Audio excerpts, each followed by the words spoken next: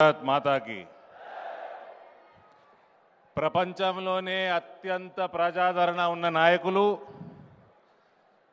దేశ ఆర్థిక వ్యవస్థని 11వ స్థానం నుంచి 5వ స్థానం దాకా అతి త్వరలో 4వ స్థానంకి తీసుకువెళ్తున్న నాయకులు మన ప్రియతమ ప్రధాని శ్రీ నరేంద్ర మోదీ గారికి జగిత్యాల గడ్డ నుంచి స్వాగతం సుస్వాగతం।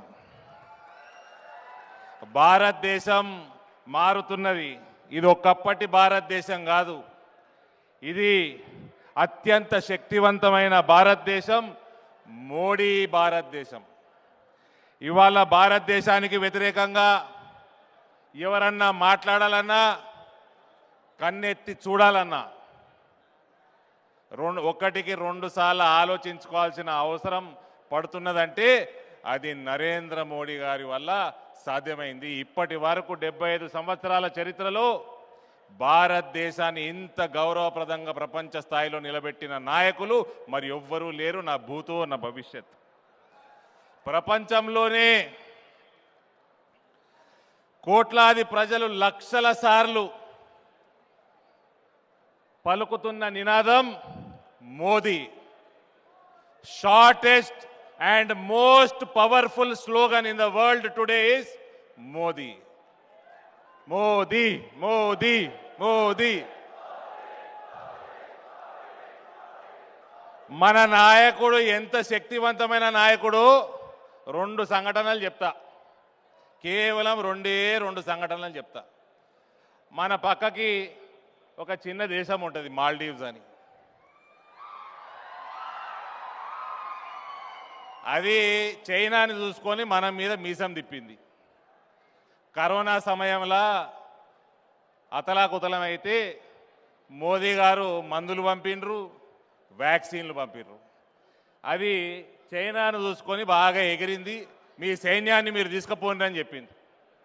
అదే సమయంలో కాంగ్రెస్ పార్టీ అయితే అంత చిన్న దేశాన్ని కూడా బతిమిలాడుతుండే లేదా బెదిరిస్తుండే।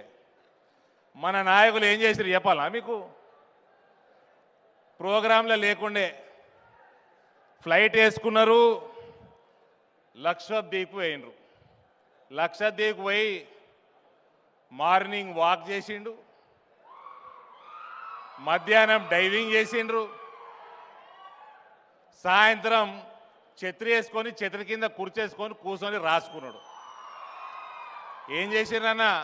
అందరు ఫోటోలు చూసారు కదా, మార్నింగ్ వాకింగ్ అయింది, మధ్యాహ్నం డైవింగ్ అయింది, నీళ్ళలో ఫోటోలు చూసారు కదా, సాయంత్రం ఛత్రి వేసుకొని కింద కుర్చేసుకొని కూర్చొని రాసుకున్నారు। వాపస్ ఢిల్లీకి వచ్చిండ్రు, తెల్లారి ట్విట్టర్లో పెట్టిండు ఫోటోలు పెట్టి, లక్షద్వీపు చాలా అందమైన ప్రదేశము, అక్కడ ప్రజలు చాలా మంచి వాళ్ళు, నాకు ఇంకా నా మనసులో ఇంకా తలుచుకుంటా ఉన్నా అన్నాడు। గంతే, మాల్దీవ్స్కి 5,000 ఫ్లైట్లు క్యాన్సిల్ అయినాయి, 10,000 హోటల్ బుకింగ్లు క్యాన్సిల్ అయినాయి। లక్షద్వీప్కి ఆన్లైన్ ట్రాఫిక్, ఇంటర్నెట్ల ట్రాఫిక్ 3,400 రేట్లు పెరిగింది। That is Narendra Modi. నరేంద్ర మోడీలో ఉన్న సాత్వికం అది।